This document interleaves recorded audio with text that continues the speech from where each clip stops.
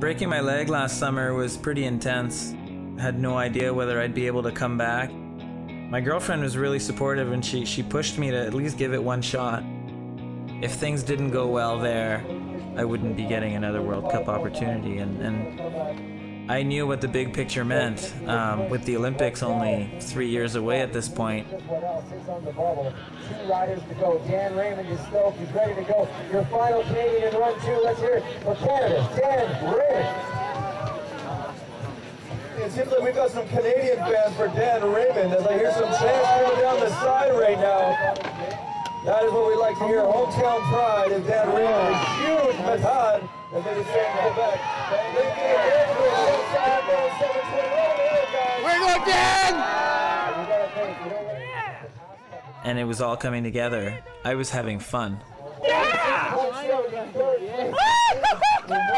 Yeah, I was just so stoked I was able to be there right after the runs, support him and stuff, and yeah, it's good, you know, got to be there for each other. Yeah, that's right, first run Bronson when he bumped me out. I didn't get to see it, I was like, I never felt like that after riding a half-pipe run. I couldn't even hear the crowd or anything, it was just totally like, oh my god, I can't believe I just stomped that. So I'm thinking I'll probably go about 28% bigger and definitely have at least 19% more style in the next run.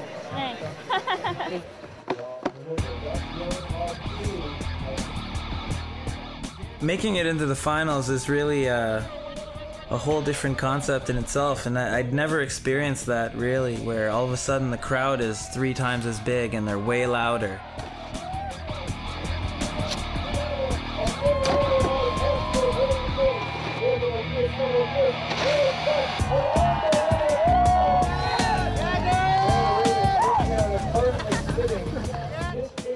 All of a sudden I forced them to see, look, I can do this. You guys have to believe in me because I'm gonna keep doing this. And that was my motivation for the rest of the year. Now you're coaching snowboarding. Now I do a bit. So is the pipe working for you? You're going big? Yeah. Can you put your mind I had that good success in the first year, but the beginning of the second year was slow to start and I wasn't riding very well. And I really had tasted the finals and I knew what I needed to do, knew what I wanted to do, but I couldn't do it all the time. And so I had a lot of expectations on myself and I really wanted to win, but I couldn't all the time. Levels and stuff. And it's really good for our...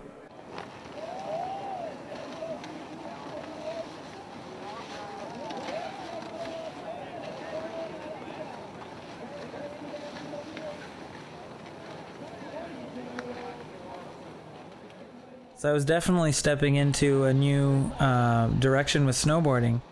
All of a sudden, this was now perform on demand week after week in a different country, in a different halfpipe.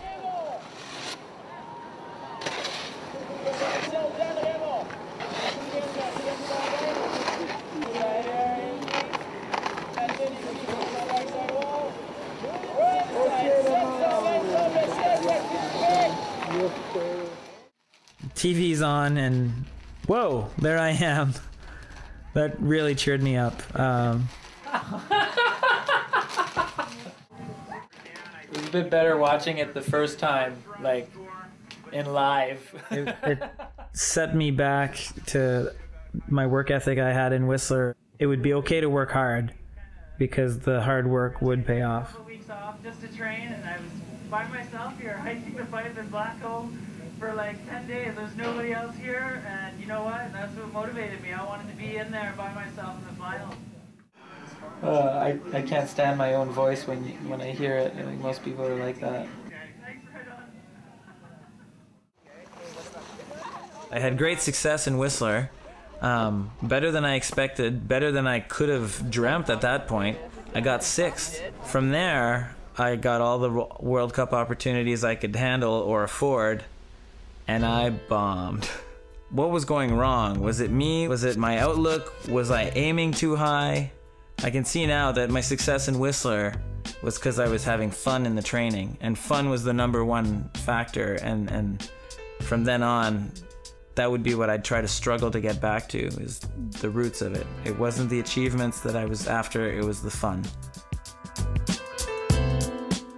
I thought I knew where I was at, and I thought I had it pretty figured out. But of course I was only getting into the finals if I really did well, and just out if I made some small mistakes, so I guess I wasn't really on it yet.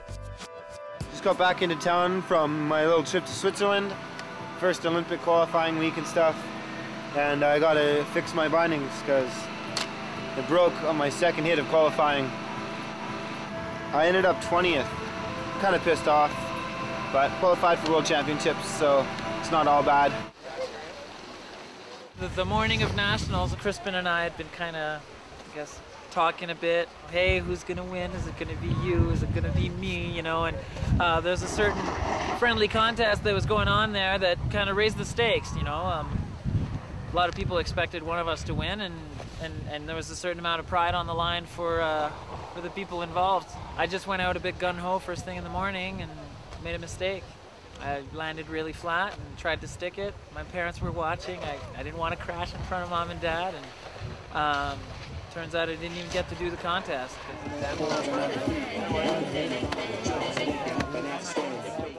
After the first run, I did really well, and then I got back up there, and I just watched all the riders, and I remember turning to Tom and saying, I just won Nationals, didn't I? Won the Nationals. I won. I finally won. You're gonna cause a riot here. Come on. How are you going today? All right. Well, it just felt so good to be home. And I got to do the ski and snowboard festival right away. And it was sunny and warm, and all the friends were out, and it was sort of one of those rainy days in Whistler Blackcomb that I love so much. And I just started charging. I love it. This is just always the happiest place for me. Home in April, doing a rainy day in Whistler. So good. You got a snowflake on the way. Oh! Think we're a little too close to the edge, huh? I got smashed! And now drop it in again, but make some noise! Crispin Lipscomb can insult this pipe. Back-to-back seconds. He's got amplitude to follow it up. Front side 10 swinged up big man style. Switch.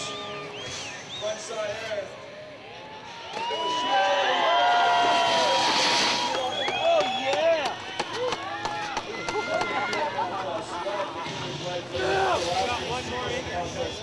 That was really fun! Fuck yeah! I'm just trying to have fun. I gotta go. I'm shaking. Thank you very much.